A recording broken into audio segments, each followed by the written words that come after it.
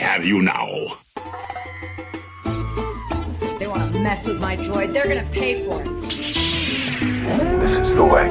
You may fire when ready. Blow that piece of junk out of the sky! The way you're fighting, you wouldn't last long. Hello there. The ability to speak does not make you intelligent. Welcome to yet another episode of the Star Wars Station Communication Podcast, where today we are talking Lego.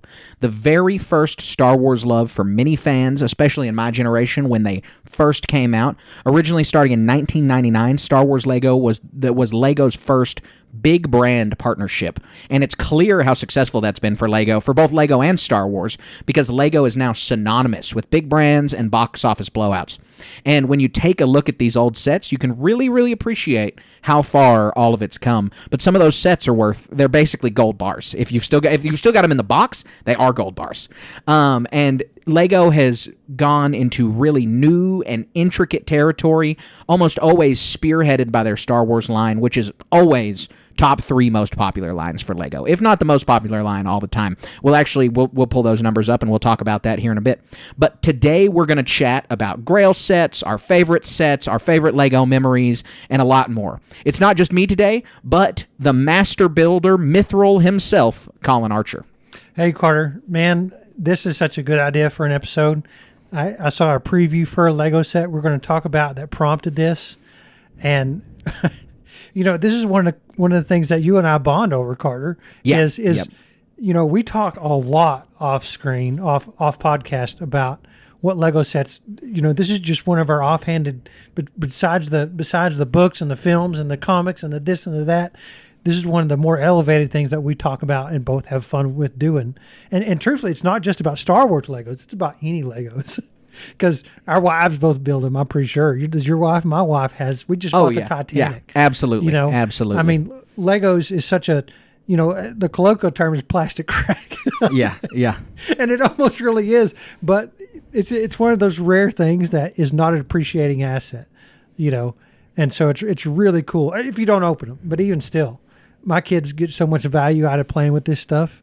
It's just the best. Yeah. It's a blast. It's for all ages. Lego kind of recognizes that everybody loves Lego. You really can't I can't think of anybody on the planet that it's not a smart idea to gift them a Lego set at any given time. Yeah. Pretty much nobody's going to be upset about it. You bought me one for my, if you had bought me one for my birthday, anybody did, dude, I'd be so happy. Yes. And I don't need some fancy $600 set. You buy me that grab bag from Walmart or something like that, I'm happy. Yeah, you could put Legos together. Exactly. It's a fun time. It's a brain teaser for anybody. It's just a fun way to spend your time. My only problem is that it's so quick. It goes by so fast. When I was living away from home, I would sometimes just be bored in my room, and I'd be like, I'm going to go buy a Lego set. I would go buy a Lego set, and it would be done by the end of the night. And I'd be like, well, I guess I got to take a Lego set apart so I can put it together again.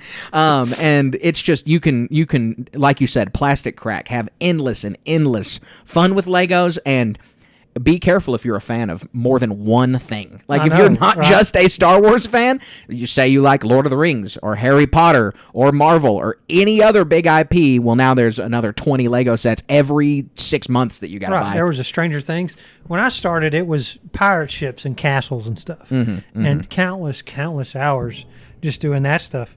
And I was age of teenager or a young adult even when these first Star Wars sets came out. Right. And like we said, it's an ageless thing, so it's not like you're missing out on something even when those come out. But your priorities are a little bit different. I cared more about gasoline in my car when these were coming out than necessarily going and spending, because adjusted for inflation, Lego sets aren't cheap even back then. No, absolutely not. Absolutely not. So, but the joy you get out of them is worth every penny. And it really is. Yeah, absolutely. They totally are. It's really worth it, because you can just imagine, if it's a great way to spend time with your family. Like you said, your whole family builds Legos, and it's just an awesome way to sit down and do that and to enjoy your time with your family, putting these together and having a blast. So we're going to talk about a bunch of different Lego sets today. We're going to talk about Lego sets in a bunch of different ways, and we're just going to kind of pop around and talk about, for our first sets, our first Lego memories, yada, yada. So why don't we start off with our first Lego memories and our first Star Wars Lego memories? Sure. So, like I said, my first Lego memories, I think, were with castle sets. And it was just, not architectural in the sense of some high-minded engineering-based design concepts, but like I want to build a wall and I want to build towers and turrets, and the little Lego yellow face Lego guys have knight helmets and plumes and spears and swords and shields and stuff. And like I said, countless hours doing that stuff, building it, tearing it up, building it again, doing little joust fights and stuff like that. Throwing Lego boulders at people or something like that. And I have a vague memory of like a pirate ship or something like that too. Yeah. One of those old pirate ships, and it could be just wanting one of those pirate ships so bad and not getting it, because that's one of those really top end Lego sets. Was that pirate? Like if you were to find those original pirate ships today, they're new in the box. They're insane amounts of money. Yeah, no, they are. They are astronomical amounts of money. I know some people who have like old ones they put together and found all the pieces or something like that. Yeah. And even then, covered in dust from lack of use and play, they're still so cool looking. Oh, they're amazing. They're so cool to look at. I mean, they're really fun to play with. Even the old stuff, because the Lego system has been around since Legos began, and the system is still what they use. Now, they've gotten a little crazy sometimes with different pieces, and they pulled it back in, they reined it back in, but it's always just been really fun to build Legos because it's always stayed the same. I mean, if you were playing with a Lego set in 1978, you were playing with the same Lego set that you're playing with right now. Yeah. So as far as my first Star Wars Lego memories, like I said, I was a little bit too old and too focused on some different stuff, kids, they don't have any money. It's all your parents' money that buys this Lego stuff. That's not a bad thing because parents want to make their kids happy. And Legos are a very enriching toy. You can choose a lot of toys, and Legos are going to be one of the best for your kid. Yeah, universal toys. So, and we had tons of Legos already. And so when these Star Wars ones came out, my brother was more of an age. And so I kind of played with them by proxy through him. And he had the underwater sub from the Phantom Menace with Obi-Wan, Qui-Gon Jinn, and Jar Jar Binks. Oh, yeah. And I think it also came with Queen Amidala or something like that. And so, and there's an X-Wing and maybe, I don't think there's a B-Wing. Those are some old memories. Yeah, of course. I'm having trouble recalling because that was so long ago. And, but I remember playing with him in those Legos. Yeah. And having fun with those. Well, and you've got these amazing memories with your brother with Legos now. And that's what Legos create for people. Yep. My first Lego memory is of a long discontinued, shortly ran Lego series called Lego Jack Stone. And it was it was like a bridge between Duplo and Lego. It was Lego sized pieces. It was regular Lego, but they were really simple sets to put together because they were targeted at 4-year-olds. And so they came out 2001 to 2003. And guess who was 4 years old in 2002? Me. And so it was really easy to target me as that demographic. But it only came out those 2 years because it wasn't crazy successful. And it was like Lego's version of James Bond. They created a little Lego universe for this Jack Stone character to exist in. That's awesome. He was their James Bond. There's Jack Stone with a police car, Jack Stone with a grappling hook and a helicopter. You did your little Mission Impossible stuff with your Jack Stone Legos. And so that was my first Lego memory. And I collected nearly every set they made of that guy. I thought, my little 4-year-old brain thought Jack Stone was way more popular than it was. Jack Stone was my life. Oh man, the new Jack Stone Legos just came out. I was probably the only person in the world who thought that because it was only out for 2 years. Yeah. And it was also, it kind of tied in with the Lego City stuff because it was always he's a fireman, he's a cop, he's a aviator, he's a this, he's a that. He had 8 planes. Anyways, my first Star Wars Lego memory, I know I had Star Wars Legos prior to the memory I'm going to say. And I know what my first set was. I can specifically say that my first Star Wars Lego set was a set where Anakin is getting his surgery to turn into Darth Vader. So it's a Revenge of the Sith set, and it is from 2005, obviously, and it's got 2 minifigs. It's got Anakin and Vader, and they're in this little swivel chair. And you have the little robot droid, you have the little medical droid that you build, and then you have this little swivel chair. So you can have Anakin on there, and then you swivel him around, and it's Darth Vader. And it was like $10 when it came out back in the day. Well, if you have it in box now, it's $160. I don't have it in box now. I probably have it like destroyed because it's probably got bite marks all over it because they didn't have the Lego splitter invented yet, and so the classic Lego splitter was your teeth.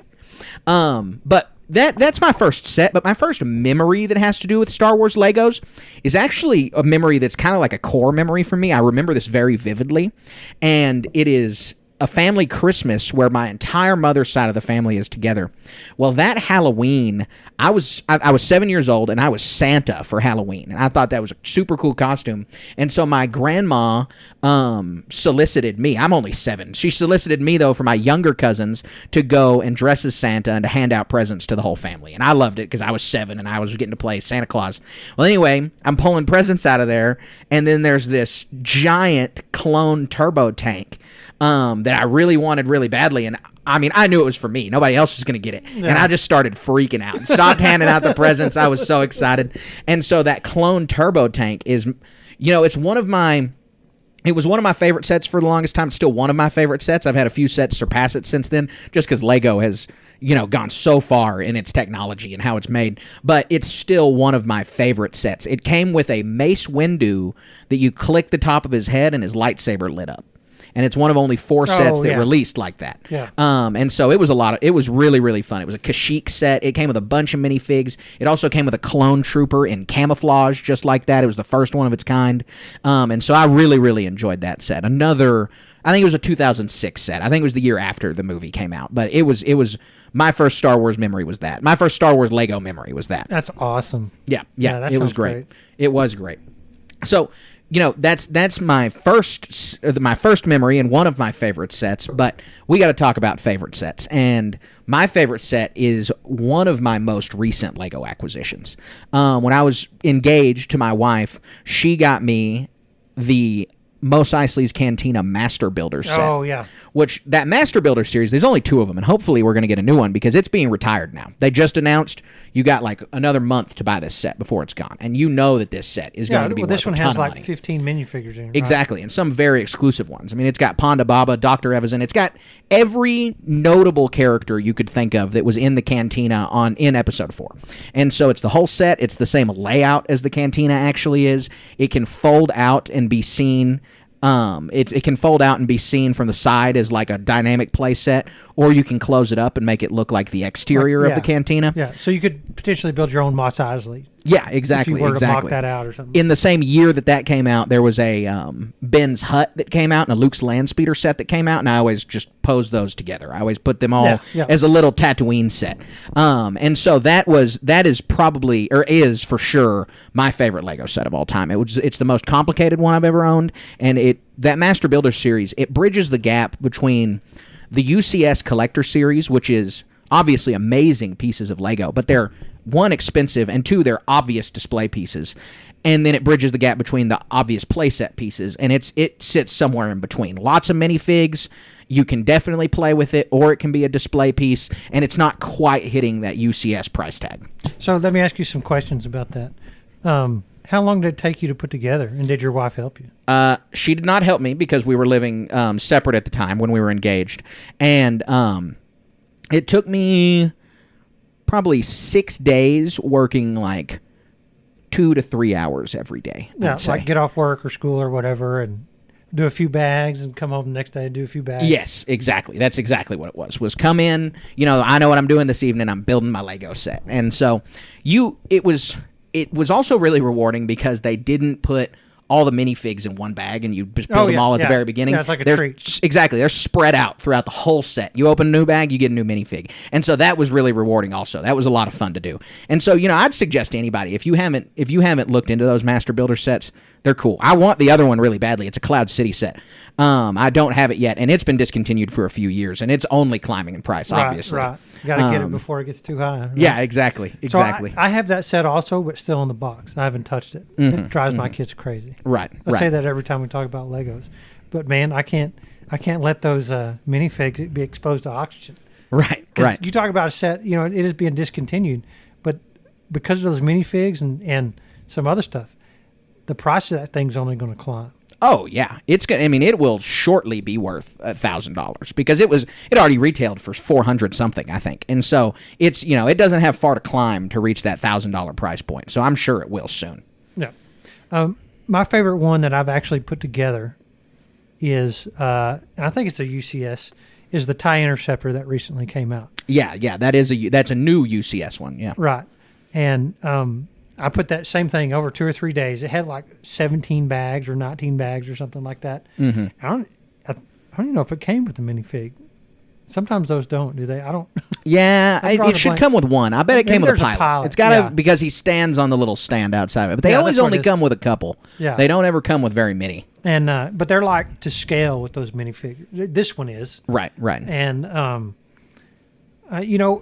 that one to me, it stands in contrast to like the Millennium Falcon, because that one, don't get me wrong, I want that big giant UCS Millennium Falcon, but it's so big. I've seen online where people put that in custom-made coffee tables in their living room to have that big giant thing sitting there. And I think also in contrast, that TIE Fighter, how much money was that? Like $250 or something like that? That TIE Interceptor that you're talking about? I don't know exactly what retail was for it. I'm on the Lego website, so I'll have an answer for you in a second. But I know for a fact that UCS Millennium Falcon was like 600 plus. Yes. Off the rip. Yep. And so that TIE Interceptor was way easier to stomach on something that is strictly a display piece. The thing, even that big Millennium Falcon, there's a lot of jokesters on the internet tripping down the stairs and that thing smashing to pieces, right? Yeah. But this thing, you look at it wrong and the wing's going to fall off. Really? It's that fragile? Yeah, well, I mean, like if you were to sit there and zoom around a little bit, you might be okay. But a little bit too much force here, a little bit a slip up there, and it's not going to be a fun time. Of course. And so, like the Millennium Falcon, you can't even carry it around. $229. Yeah, see, that's how much it retailed for. A third the price, roughly. So, me personally, I get more value out of that set. When I sit down and want to play a computer game, Star Wars Lego game, I have that TIE Interceptor and they're looking badass next to me. Yeah. As opposed to some Falcon that's going to take up this massive, or a big Star Destroyer that's going to take up this massive amount of space. And so that seems kind of like a superficial reason, but it's what I got, and it's what I like to look at every day when I get home from work. Yeah, absolutely. No, that's a good one. That's a very good one. I don't own any UCS sets. I guarantee if I did, that would be the one that I had also. Yeah. So the next one we have is favorite to assemble, which is a little different because there's obviously, I think that this takes into account more like playability. This is like how fun was it to put together, how intricate was it, what were the parts like, and playability. And so I've got another one. I've got a Star Destroyer 75055 because there's a ton of Star Destroyers already, so I have to specify the one. And that one was a blast to assemble. It came with plenty of minifigs, came with Darth Vader and a bunch of bridge crew, all kinds of Imperial officers, and it had a ton of playability. Still does, because you can pick it up by a hook and fly it around, cool. The hook extends out. You can't see it, but you can put your fingers down in there and get it. It folds out. The top of the triangles fold out, so you can have the play set on the inside, and it has all kinds of interactive bridge crew stuff and everything else. It's got Vader sitting there. You can make him choke the officers and everything. And then it can shoot missiles. It's got the flick missiles that they invented. And so it's a great set. Like it is one of the most... It's one of the largest and most intricate sets I've ever seen that are explicitly play sets, that are not master builder sets, but this was made to be played with. Isn't it great that even exists? You got these cool sets that are fun to build. You get that dopamine hit when they're done, but it just keeps rolling into playing with the set. Yeah. So mine in that vein is Darth Vader's Mustafar Castle. Oh, yeah. Dude, yeah. this set has everything. It's got 2 different Darth Vaders at least. One is just one so you can play with, but the other one's in the back of the tank. All with missing arms and legs and stuff, and floating there with the decrepit body. And I think there's an attendant for him. I think we saw him in the Obi-Wan show. It's got 2. It's got 2 stormtroopers or royal guards or something like that. But then it's a multi-level set, and it's got that diamond shape to it. But on the bottom is the TIE Advance with the flick missiles, and so like that's where the complete Darth Vader lives. So you can fly around, and he comes back from his mission and goes to rejuvenating his back to tank. Yeah, that is awesome. That one was so fun to put together. It's got so many, like there's a secret hidden compartment with the Sith crystal in it or something like that, or a Sith holocron or something like that. They thought about all these sets have that, like just like you said, that you know, that hook you talked about in that one you mentioned. All these cool sets like this, that are playability especially. It's not just Star Wars. There's a bunch of Harry Potter sets I have, or my wife has, that have all these secret hidden things into them. Sarah got the Home Alone house. I bet the Harry Potter one does have a bunch of hidden stuff. Yeah. Well, and the Home Alone house has got to have a bunch of playability. It's got an insane amount of cool stuff in it. Yeah. And, but, you know, with all these universes we're talking about, getting to put these together with all that secret stuff is just, you don't think about that when you buy these. You know, I'm just buying a Star Destroyer. I'm buying the Millennium Falcon. That's another one I have, but you know, I like Darth Vader a little bit more than that, so that elevates for this question. But they all have like the Millennium Falcon has the hyperdrive with the coaxium fuel or something in the back. It's really cool. That is awesome. That is super cool. And that's just, there's a lot of detail that they put, especially in Star Wars Legos, into this kind of stuff, and so they have all of that kind of playability. So there's another side to this coin, though, that we're not talking about, and that's just, and we've talked about plenty of times, is that the value of Lego sets. I mean, they just continue to increase in price and continue to get more expensive. I'm sure that Vader's castle has gone up a ton. Yeah, this set came out in 2019. That feels like yesterday to me, man. But yeah, this set was originally $130 or something. Right now, it sits new in the box, $176. Yeah, so, and that's a big increase. There's a lot of investments that don't return that. So that's really good. Yeah, that is really good. But that's kind of a problem with Star Wars Lego. Well, Lego specifically, but Star Wars Lego is more and more people are becoming aware, and our podcast may be part of this reason, but more and more people are becoming aware of how valuable Lego sets can be. And so you kind of start to see Lego tailor to that. And what I'm thinking of is very specific. There is a Imperial Dropship versus Rebel Scout Speeder set for sale right now on Lego.com. It's one of those battle play set things where they've got, you get an army. It's an army builder set is how fans refer to them, because you get a bunch of minifigs and not very many pieces to build something. It's got 3 Stormtroopers, 3 Rebel Troopers, and then it's got an exclusive 25th anniversary pink astromech droid. Now, this set retails for $40. It's 383 pieces. That's not that reasonable to me, but I understand inflation probably is the reason that it's that expensive. But then you have a different set that's kind of in the same vein, but way worse. You get the Ahsoka Tano's Duel on Peridia, which is $15 more than that other set. Comes with 2 less minifigs, and comes with just a few less pieces. And it's got Thrawn, it's got Ahsoka, it's got Ezra, it's got a Stormtrooper, and it's got Elsbeth. And so this set exists so people can get those minifigs once. It's not an army builder set because you don't need 2 Ahsokas. That's the only place those minifigs exist. Right? And will ever exist, probably. I mean, for an Elsbeth wielding that Night Sister green blade, that's never going to exist again. This is the only place they will ever make that minifigure. Ezra's, we've never had an adult Ezra minifigure before, and so it'll be interesting to see if we get more of those. I'm willing to bet we will. And then Thrawn, we've never had him before. This is the first time we've had him. He'll come back also. But you have Lego kind of start to acknowledge that people are paying for minifigs, and they start setting prices for... Yeah, you got a $15 premium on that. Exactly. 382 pieces, less minifigs, but the minifigs are sought after. And Elsbeth specifically, not going to happen again. And so, exactly, they are pricing it way higher.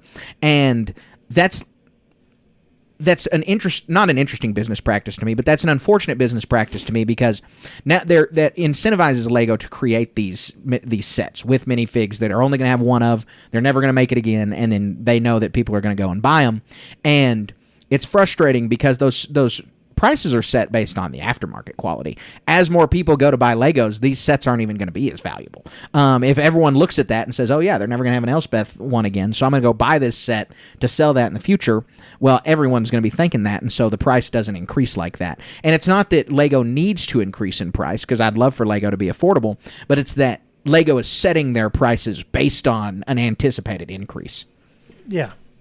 Yeah, it's crazy to think about as far as that stuff goes. Yeah. You know, they're in a lot of hobbies, and this is a hobby, you know, these are all luxury goods. And when that stuff happens, it just prices some people out of it. Yeah, yeah. Well, and these are toys. I mean, at their core, even for adults, they're still toys. And so you shouldn't... If there's some kid watching the Ahsoka series who really badly wants the Ezra minifig or the Elsbeth minifig, but you as a parent are looking at that, and it's like, there is no playability in this set. And so like me, one of the lowest hanging fruit for this thing is to buy 4 of these things for, how much is it, $45? $54. So, I mean, that's $200, Mm-hmm. 216, yeah. And so that's nothing, but if I can turn around and sell that for $1,000, that's exaggerating, I understand, but $500, that's not outside the realm of possibility. No, man. but the kid who wants Elspeth doesn't. They're going to take it out. Done. He's going to put his teeth on it. He's going to play with it, but there's no playability in the set. It doesn't. This set has like some spinners on it to make it like a lightsaber fight, and you can just rotate your little minifigures around on there, and it's just they didn't. When they designed this set specifically, they didn't have kids in mind, they had collectors in mind. And that's disheartening from a toy company. I still want Lego to put kids first, because that's how I got into Lego, was being a kid. And so it's just interesting that Lego is beginning to price their stuff like that. But we've got a lot more positive to talk about Lego, because we've got some sets that we wish we had that we're going to talk about. And there's a lot of sets out there that I wish I had, but I'll let you go first, because I'm sure there's going to be some overlap. Man, where do we start with this? So, one of my biggest regrets is I had some money at the time, and you know, my finger's always been on the pulse of when these sets come out. And there's a Super Star Destroyer that when it came out was $400, and I'm like, man, I could spend $1,200. I can have a few of these. I can put one together myself, and it'll be a good flip. You know, and I'm sorry, I'm always going to look at it that way. And this was a UCS set before they started calling them that, I think, because they have always had their big sets, you know, Death Stars, other Imperial class Star Destroyers. But this one was kind of like set apart. It was a Super Star Destroyer. It looked cool. Came out in 2011. Like I said, the original price was $400. I'm scrolling through here to find out what it comes out to now. What is this? Yeah, $1,116 a piece. And if I'd had a stack of 4 of these things, dude, that's a cheap car for a kid or something. Yeah, like that. yeah, absolutely. It's crazy what the value of something like this is, and it's one of those things where it's like you didn't follow your gut or didn't follow your intuition, but regardless, that's still just a cool, unique set. And if I had just bought one, I wish I'd have purchased that.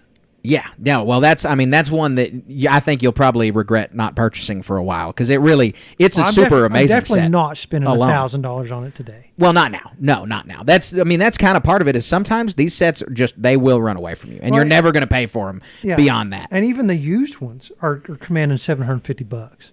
That's crazy. That's double what it is, and somebody's already put it together. Yeah, yeah. So I feel like I have to have an obligatory 2, because there's one that's always going to be a UCS set. Because I don't know very many people. I don't know anyone actually that owns every UCS set. I know they're out there, but nobody owns every UCS set. And so one of them is a UCS set, one of the ones that I would have liked to have really badly, and that's the Death Star 2. Now, This is not the Death Star playset, which also everybody wants. That one is super cool because it's place. I would have played with that one. But the Death Star 2 came out in 2005, and it retailed for $269, and it's a replica of the second Death Star. It's got a little bitty, like 3-piece Star Destroyer to demonstrate size on the thing. And if you want to talk about value, $269, it's now worth $2,346. And so that value's one, not going down. No, ever. No, it's never going down because theoretically, there's just more boxes are going to get opened, and so there's less and less of those out there in the world. But one of the sets that's not UCS that I really wish I would have gotten as a Return of the Jedi fan, and we're going to have another discussion here in just a little bit where I'm probably only going to talk about Return of the Jedi Lego sets. But that is it was 2 sets. One came out in, I'm trying to find it. It doesn't have the year listed, which is very frustrating. It just has the dates. Oh, there it is, 2012. Okay, so it came out in 2012. Jabba's Palace set. Comes with Jabba's throne, comes with a tower. There's a funny story about this one. Do you know it? I don't know it, no. This one, and it might not be this one. It probably could have been earlier than this, but there's a Jabba's Palace set that was banned and pulled from shelves because... Slave Leia? No. Interesting. Some people said it looked like a mosque and it was blasphemous. Whoa. Yeah. Wow, I didn't know that. That's very that's a interesting. secret lore thing. That Yeah, but I've never heard that before. There was a bunch. It can't be this set because this had to have been around 2003 when the height of that Iraq war was popping off. Mm-hmm. Stuff like that was going on. But dude, those are such old memories for me. Here it is. No, it's 2012 is what it says. There's a HuffPost article about it. This is the set that I'm talking about. Okay. This is the set that I want. I still want it. I can't believe they pulled it. Do you have that It doesn't page? even look like a mosque to me. Well, but we live in America, and not where the people who would complain about that live, right? So, how much is that set? How much did that set sell for, and how much does it go for today? Yeah, this set retailed for $119, and it sells for $336. Yeah. So it was on shelves for at least a year before it got pulled. Well, but that whole thing was nonsense anyway, Well, yeah, the only article I'm even able to find about it's that HuffPo article, so it sounds like the set was also reaching its natural lifespan. So it was out for 2 years, and it got pulled because people started saying that. Here it is. Because Jabba the Hutt is a villain in the Star Wars films, the group claimed that the alleged close resemblance reinforced negative stereotypes about Muslims. So that's straight out of the HuffPo article. So that is the set. 2012 is when that happened, and it's got the distinct Darth Maul box on it. For a set, you would never see the set released today, not because of the way it looks like a mosque, but because it's got 8 unique minifigs. Yeah, exactly. It's got 10 unique minifigs, one of which is a Jabba minifig, which is an extra size minifig. And 1, 2, 3, 4, 5, 6, 7 of these are brand new. They had never been released before. Right. It's Han in his carbonite clothes, and a Gamorrean guard, and Ula, and this set's just valuable alone because it's weird. That's only $370 for that. I know it's a little attainable, right? Like it's one that I would probably get. If you really, really wanted it, you could do it. But there's the reason that I want it so badly is because it has a sister set that was released the year after, and this is the Rancor pit set. Oh my god! It comes with the Rancor. It comes with Luke. Comes with the caretaker for the Rancor, and it comes with a Gamorrean guard also. That's awesome. The palace. So the set is a cage and it's a cube. It's cube shaped. The palace fits on top of it perfectly. They were designed to go together, and so the way they fit together looks really cool. You should Google it if you don't know what I'm talking about, because it was like pretty innovative for Lego. They had those modular city building sets that they had started releasing, and this was like a Star Wars attempt at that. Right. And so this is how it that looks amazing. Builds together. And so with them fitting perfectly, with them being the exact right size for that, it's like you have to get those. I want them really badly as a display piece because I think it just looks so cool. Yeah, no, it's such an innovative idea. Lots of toys did that over years. The fondest memory, the one I never got, was the Constructicon Devastator. And that's kind of different than this, but it was the individual Transformers. Whether they transform, link together to make the tall. Right. Well, that's the bigger. brilliance of Power Rangers. Is not only Yeah, does Power Rangers have a Rangers, brand new TV Voltron, series every year, but they now sell you 5 toys that fit together. Yeah. And so that's a big one. That's a big one. But it's a set that, well, let's get into our next question, because our next question is sets that you'd like to see them make. And a remake of a Jabba's Palace is top of my list. I know they released Boba Fett's Palace a few years ago. Not the same. Yeah. Unless you can get that Jabba minifig and put him on that throne. You need all the characters in there. Not the same. You need the Carbonite and the Slave Leia and the, just the whole band. Like, that's a 30 minifigure set. Yeah, That they could put a $700 price tag or more. Like, because that thing's so scalable. Rancor Pit. The place where the sail barge goes. Yeah. Oh, I mean, all kinds of stuff. Exactly. You could easily roll into a $1,200 set and have all the cool stuff. Man, that's such a great idea. Well, and we're about to pitch around a few ideas for this, and I'm going to just go out on with the caveat that any set that I say I want a Master Builder set of. I do not want a UCS set of, because I don't want to be priced out, and I don't want a play set of, not because I don't want a play set, but because the care that they put in the Master Builder sets and the amount of minifigs they release with the Master Builder sets that's like the exact sweet spot for me. Yeah. So what's one of your ideas? Because I have a few that we're going to talk about. Yeah, a 1-to-1 scale Death Star. That would cost the GDP of the yeah, okay. country. I was like, what? Yeah, I can make a joke. Yeah, so we'll industrialize half the planet to make this one set. Yeah. And it's not functional. It's just a replica. You have to wear your spacesuit to exist on it. We'll employ all the Blue Origin and SpaceX and all the people to get all the pieces up there. And, yeah. And go find some Wookiees to put it together. Ooh. Yeah. No, gosh, there's really just too many. Every time I sit down to think about this question, my mind just starts exploding because there's too many that I want. It really aligns with a lot of what you said. And truthfully, so like this Dark Millennium Falcon that just came out, and some of the other little things that went along with it, the tie wings and the this and the that, those were such fun sets to get to see. So over the years, a lot of them have come out that I really wanted. I guess another UCS Super Star Destroyer, something that's like literally 8 feet long would be cool. Right. And my perspective is a little different. I'm capable of buying these bigger sets, and so I'm sitting there popping off a $1,200 Jabba Palace set would be cool. And another thing is there's so much on the table. There's so few sequel sets when it gets right down to it. Well, there's very few prequel sets. Yeah. There's a limited amount of things that they released around that time period because there's so many more set pieces. Like, most of the original trilogy has been covered in Lego in some form, but there's a lot of prequel set pieces that still have never been touched. Yeah. And I'm always going to gravitate towards starships. I guess like a UCS Jedi ETA-2 Actis Interceptor. Oh, that would Obi-Wan be and an Anakin, awesome UCS set. Make that thing about, 18 inches in length or something, and I think that would be really cool. Yeah, that would be a phenomenal UCS set. I mean, and to me, it's low-hanging fruit because you could do two of them. If you buy blue one, and a you red. have to buy the other. You know, and have an R2 in there. Or not a blue and a red, a yellow and a red. Yeah. Those are such cool ships. In our RPG, that's what I finagled my way into with an impossible dice roll. Yeah. Such a crazy event. Y'all need to go check that out. Yeah, definitely. But that would be. I always love the starships. Yeah. No, well, see, I love the starships too. That seems to be the majority of Lego sets, but that's where we're diverging because all my ideas are all the set pieces. Like one they've never released before. They've never done a version of is the Geonosis Arena.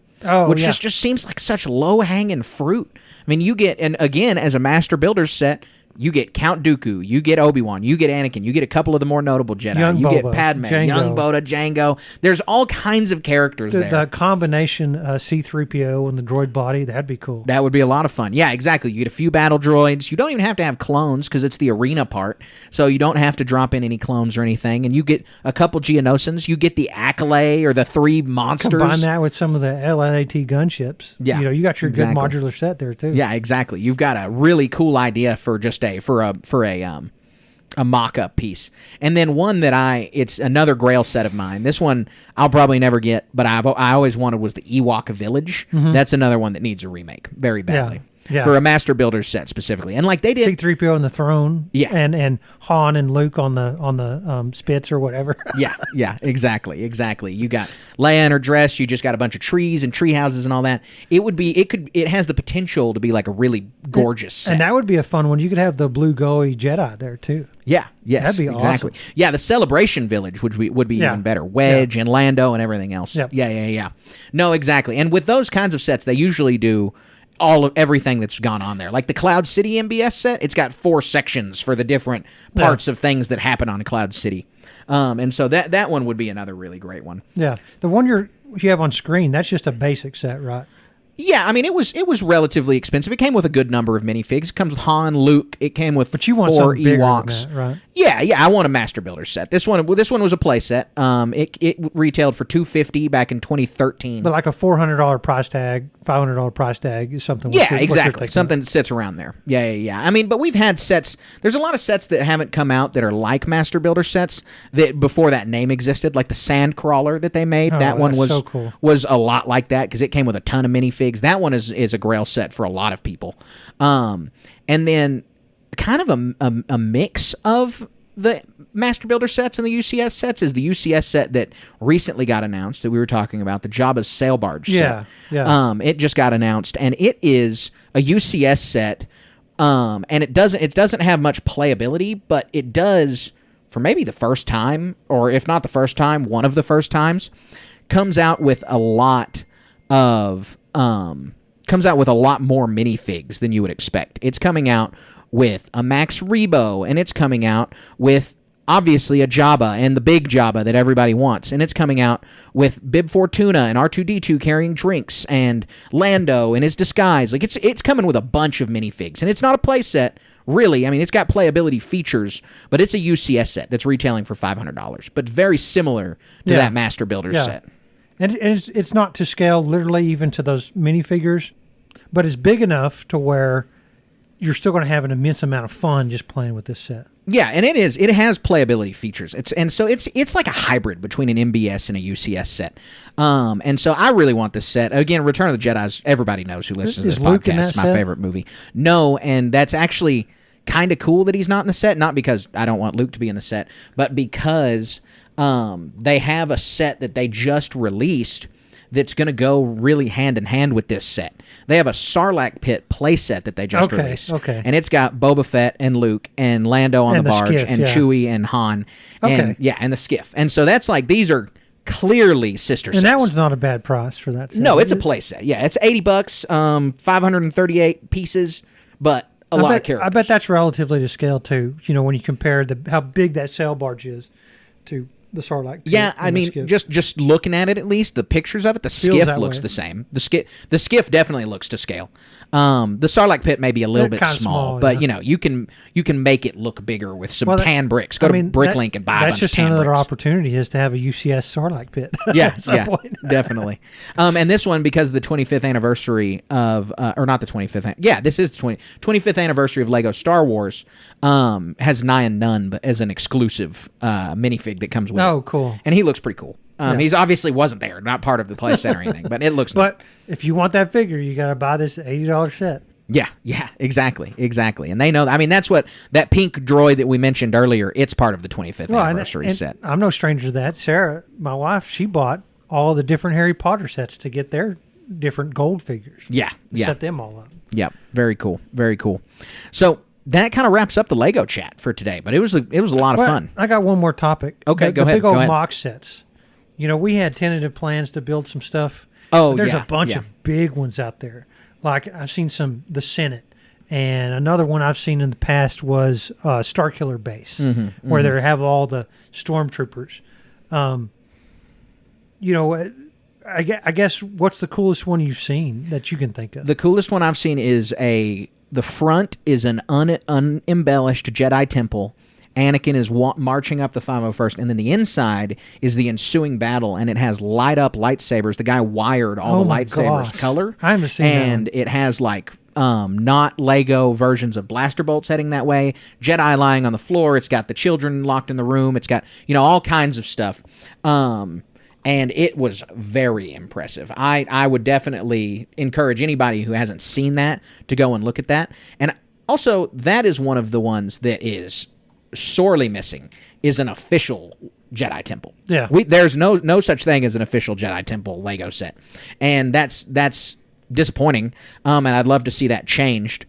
But this one, it's not a set. I mean, it's the size of people. It's a guy standing next, and that's what we're talking about. Is these mocks are just insanely massive, and insanely detailed. Yeah, exactly. I mean, they take tons of hours to build and plan, and it takes some real expertise with Lego to even get it done. Yeah, to get. I mean, because these are like very tall, vertical or almost vertical walls, and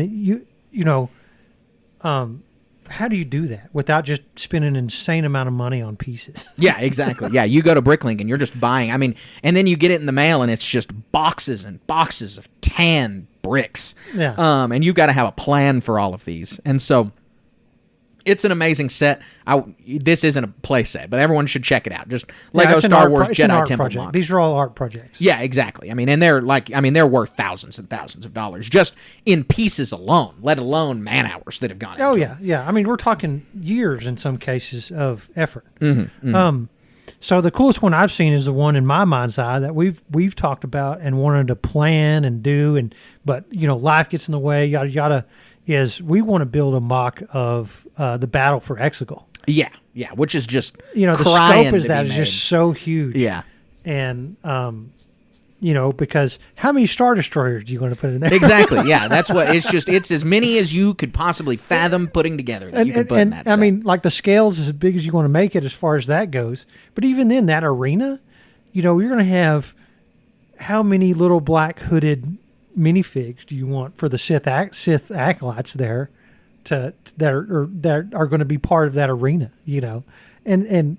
but even then when I conceptualized that, it would be such a fun thing to build because you have all the sequel characters there and their ships too.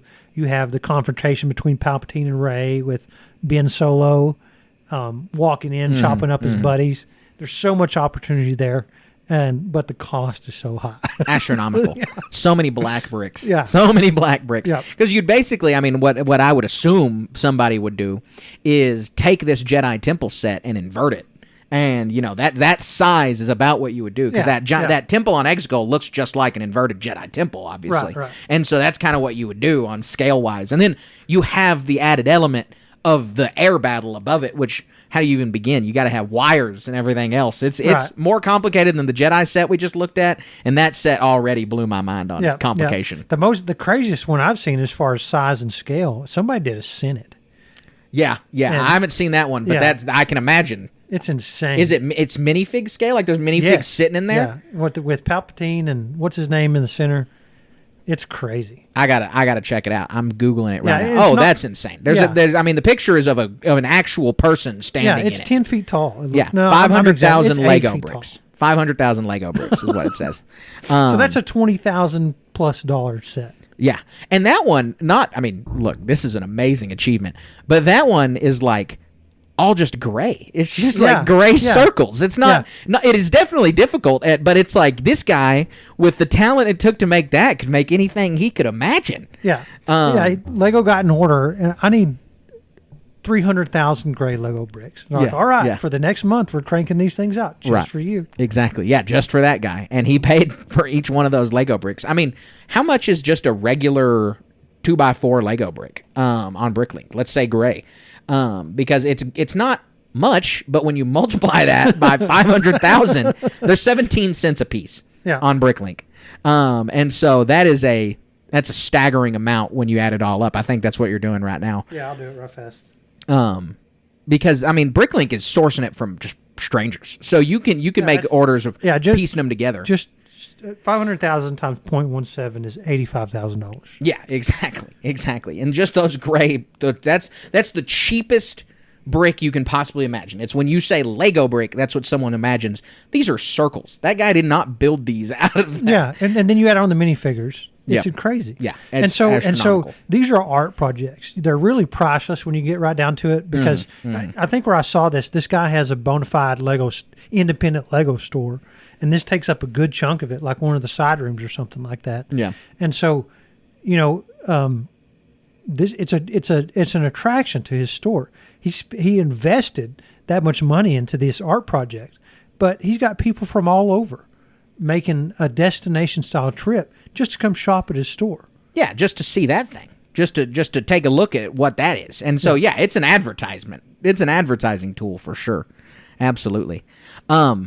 I know we got to get off Lego.com because we got to get the show moving. But I did not know. This is brand new news to me. Did you know that there's a Keller and Beck set? No. Bark Speeder Escape. It's got Grogu That's and Keller awesome. and Beck. That is That's awesome. I had awesome. no idea that was released. Only $30 too. That's not that bad. That's a good set. I Yeah. love that Bark Speeder with the sidecar with Grogu in it. That's cool. Yeah, that's super cool. And Keller and Beck's got his 2 lightsabers and 2 The saber 501st hand. troopers. Yeah, that's pretty awesome. That's really, really cool. So anyway, that does finally wrap up the Lego portion of the podcast, but we've got a lot more to talk about. We've got a How the Force Works question. So let's jump on over to that right now. That's not how the Force works. All right, Colin, so we've got a new How the Force Works question. This one comes from Patreon subscriber Devin. And this one's kind of interesting because it's there. I feel like there's a pretty obvious answer, but I don't know if that's where we're both going to go. What era of Star Wars would you want to live in? Now, I think by this question, I'm putting words in his mouth, but I think this question is likely your average person. You're not a Jedi, you're not X, you're not Y. Because if you're a Jedi, there's an obvious era to live in. This one's really tough, and I can see it from so many different perspectives. And, I got on a limb here. Some of them might not, they're not the most optimal answer for some place, so much of it depends on where you live too. If you lived in the Imperial era and the Empire showed up and you're just a regular dude, well, you're kind of going to be oppressed. Right. But if you're part of that upper echelon and you're willing to take advantage, that's where the bad part comes in, because you can really prosper. Right. And I'm talking about prospering to obscene levels. And this even reflects our own history. Back in the 1930s in America, alcohol was outlawed. Right. And so there are people back then who made obscene fortunes breaking the law and becoming rich. And there's a whole lot of moral nuance. Yeah, that's to what that. JFK's granddad did. Yeah. JFK's granddad I did wasn't that. going to bring any names up. Oh, that's true. But yeah, I'm not as well versed on history as you are. I just know that there's some facts. He wasn't the only one. No, I mean, absolutely not. No, that's there's just the most prominent one I can think of. There's insurmountable, and the point I'm trying to make in this specific sidetrack is, did what he do was morally wrong? Because if you're an ardent government follower, then yes, he was an outlaw and a criminal, right? But he was meeting the needs of something that is today. A lot of people care about it and some of the negative consequences, but most people don't. Oh, yeah. And Well, so- most people accept that Prohibition was, bad. That Prohibition ended up just causing more crime than anything else. Right. So my point is, depending on the context and where the stuff, where you draw that moral line in a fictional universe, you have a supreme opportunity to, on one side, cater to these Imperials and reap the rewards, probably at the expense of your planet's lives and livelihood or something like, and well-being. Or on the other side, you can be this black market person, the smuggler, which is totally common and universally like the black market stuff that's not accepted, but everybody accepts it in reality, right? And so, as bad as the consequences were for the universe, for the galaxy at the time, living under that Imperial people, Jabba, he made more money than he had ever made in his existence, I bet, under that Imperial thing, working both sides of that. Right. So I'm not saying necessarily I want to live that, but I mean, because, I'm a good person and I want to make legitimate businesses, but I can't say I wouldn't be tempted given the moral gray areas that the Star Wars universe has such opportunity for. Well, and if you have a legitimate business under the Empire, it's just going to get nationalized. Yeah. I mean, if it's a large one, they're just going to take it like away. your shipyards and stuff like that. Exactly.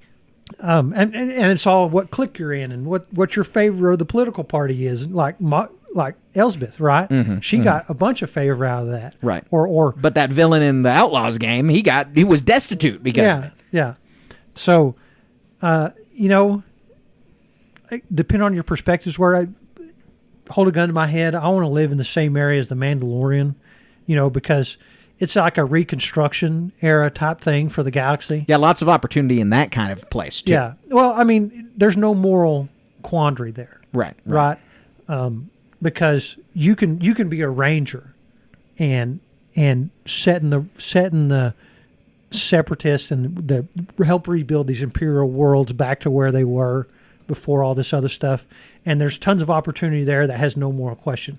But I can't say I wouldn't be tempted to pull some sort of Jabba the Hutt style ultra under the radar and just make piles and piles of money. You know, with the risk that I'm just going to be disappeared like what happened to Cassian Andor or something. Right. No, I think that's a fine answer. I think especially the Mandalorian time period, because there's a lot, like you said, it also depends on where you are. I mean, if you can sit there and say, oh, the Republic was this, you know, good democracy to live under and nobody was really that bad off. Well, the Separatists rose up for a reason. And if you lived in the Outer Rim, the chances of you just being a slave are very high. And so there's a lot of nuance to where you live in the galaxy. And there's the other aspect of you feel like the comfortable answer would be, well, I want to live in the High Republic era because nothing that bad's going on, nothing near as bad as in any of the movies, and you know everything's really good. The Republic's going to be around a long time. But it's the same kind of answer you get from someone when you ask them in real life. Oh, you know what time period would you like to live in? And they're like, oh, I want to go live in the 1800s because I want to be a pirate. And you're like, well, if you get a splinter, you're going to die. Like there's no modern medicine, and that also exists in the Star Wars universe. They talk about in those High Republic books how Bacta was like just discovered. Yeah. And so you have to live with the low technology of the Star Wars universe, which is still leagues beyond whatever technology you're used to now, but you still don't have access to everything you saw in the movies if you go too far back in time. I think that my comfortable sweet spot, though, will be like the day after the third High Republic book. When we get the last High Republic book, I want to be born the day after that happens, and I want to die of old age reading on the HoloNet about the Battle of Naboo. Yeah. That's a comfortable lived life. The Republic may be in a little bit of decline or whatever, but I am much more comfortable living in that time period than having to think about living any other time. Yeah.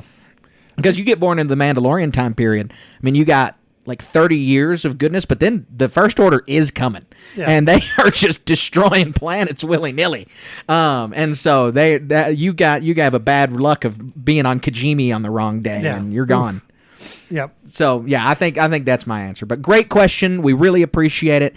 And if you have a question that you'd like to ask us live here on the show, all you have to do is head on over to patreon.com/Star Wars Station, and we'll answer your question right here. We really do love these questions, and I really hope, you know, it isn't just something like 2-sentence answer. Like, I want to do this, or what race would you be? I want to be this guy.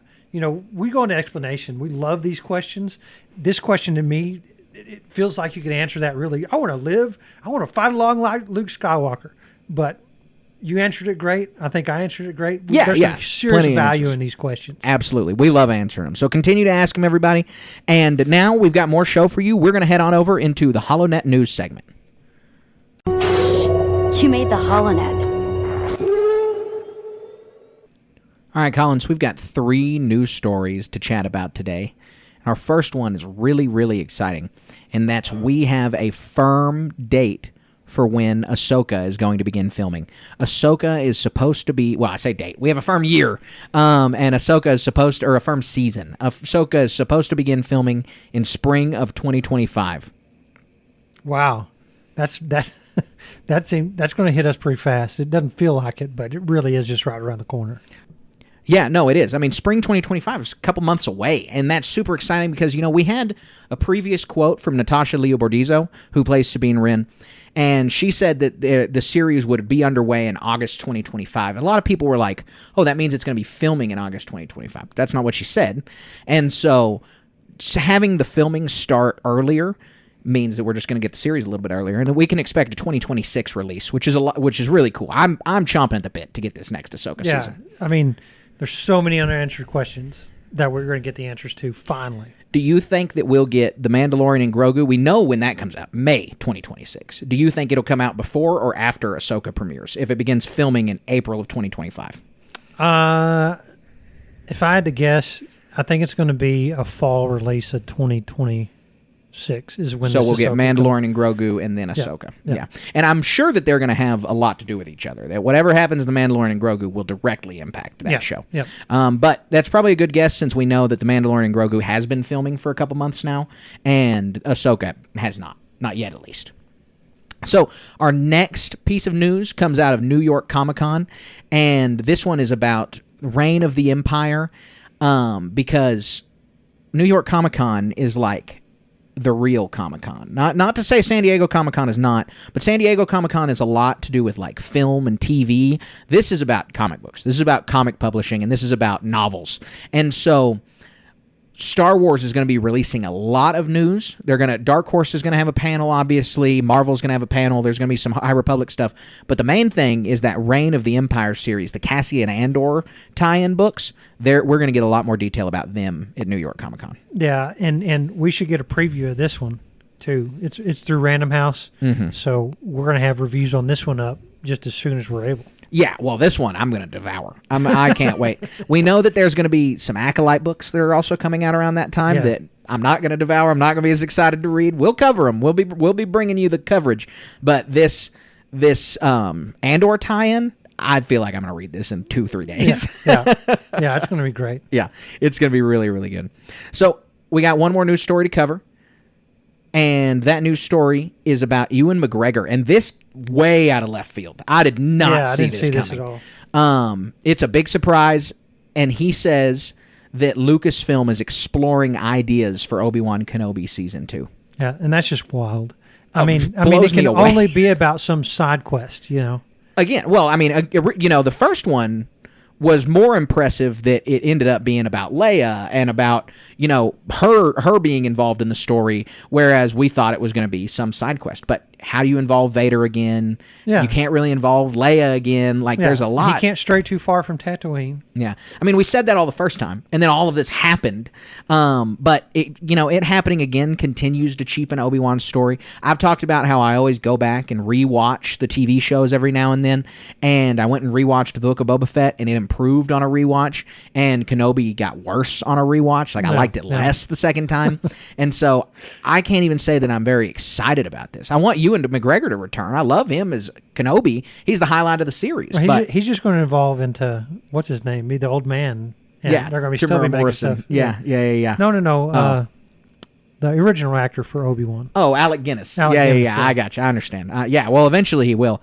But it was, it's a little disappointing to hear that, but it's nothing set in stone here. Yeah. This is just, a lot of times actors say this kind of stuff, like Samuel L. Jackson recently coming out and being like, I want another Mace Windu TV show. Well, no, dude. That means another paycheck for you. Of course, Ewan McGregor wants to promote the fact that there's going to be another Obi-Wan Kenobi Season 2, but if it's not popular, people aren't going to buy into it. And it wasn't the most popular thing they've made, and Disney is really in a profit-driven mindset. They told us just a couple weeks ago that they're not going to be making as many TV shows. They're going to be focusing on quantity over quality, quality over quantity. Yeah. But so why would they go back to a well that was not as successful as they hoped the first time? So that's going to be interesting. That'll be interesting to see if that ends up being the case or not. But that wraps up our HoloNet news segment. We've got one more segment to go, and we're going to head into our Star Wars moment of the week. We would be honored if you would join us. All right, Colin, what is your Star Wars moment of the week? So, unprompted, my son checked out from his school library a Star Wars book. Oh, that is awesome. What book? It's a Clone Wars one. Yeah, and good. I didn't have a chance to flip through it. I was busy working on a project. But yeah. And so, my son is 6. And, he's just a little kid.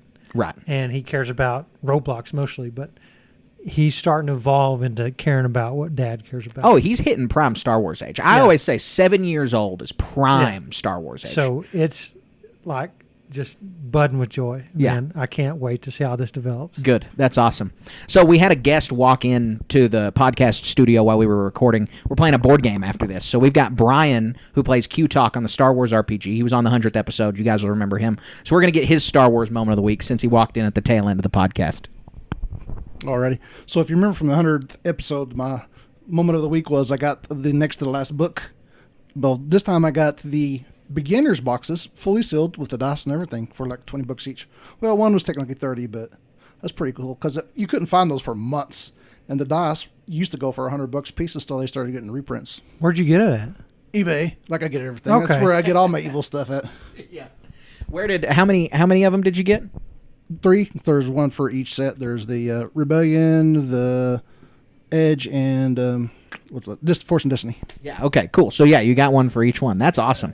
What a great deal. There is one other. Are you aware of the one other that's left? Yeah. The Force Awakens one. The Force Awakens one. That's $157 or something like that. No, that's okay. Yeah. Well, that one and that'll be out of print forever. They'll never make that. and actually, they've got one of the books free on the Edge's website. What book? One of the Force Awakens books. The one with that's got all like the new stormtroopers and some of their characters and stuff.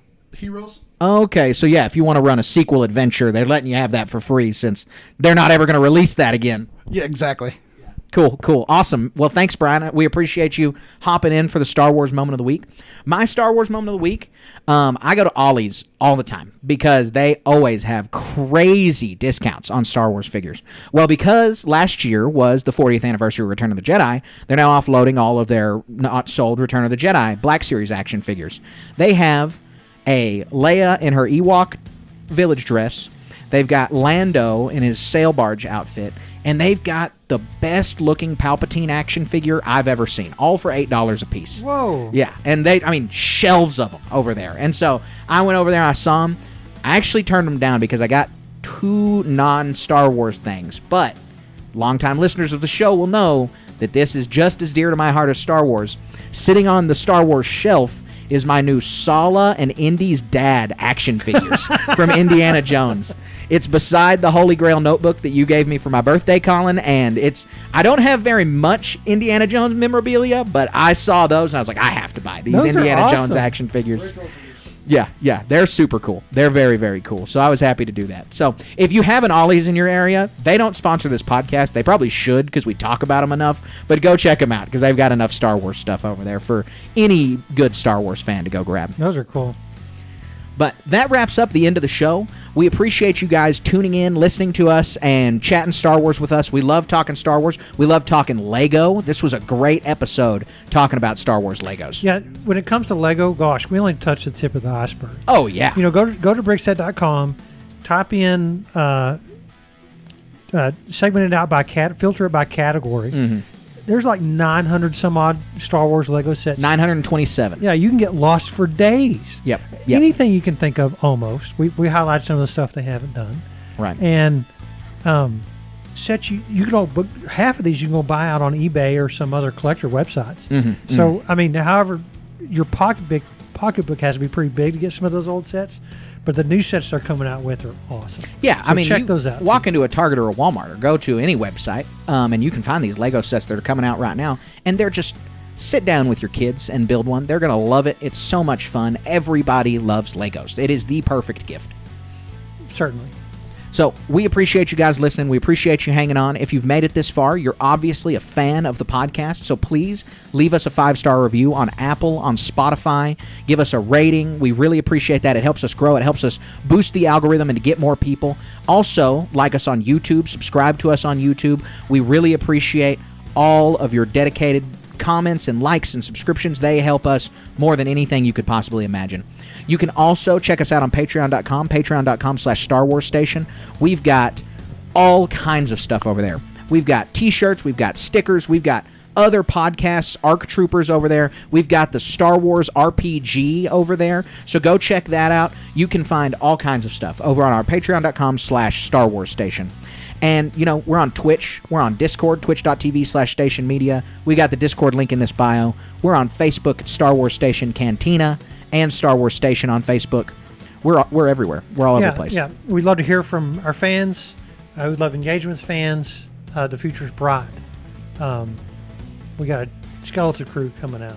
We got a book review next week. Yeah, a good book review. Good book Mace review. Windu, The Glass Abyss. Yeah. It's going to be fun. It's one of the best Star Wars books I've read. Yeah. Mini review right there. Yeah. You need to check this one out. Get the full review next week. Yeah, absolutely. We'll be releasing the review the day after the book comes out. And/or next year. And/or next year. Yeah. And we've got something really exciting 2 weeks from now. 2 weeks from now, it's related to Mace Windu and the Glass Abyss. That's all we'll say. But I think you guys are going to really, really enjoy it. Yep. Future's bright. Absolutely. So continue to check us out in all the places that I said, and continue to do one more thing, and that one thing is stay wizard.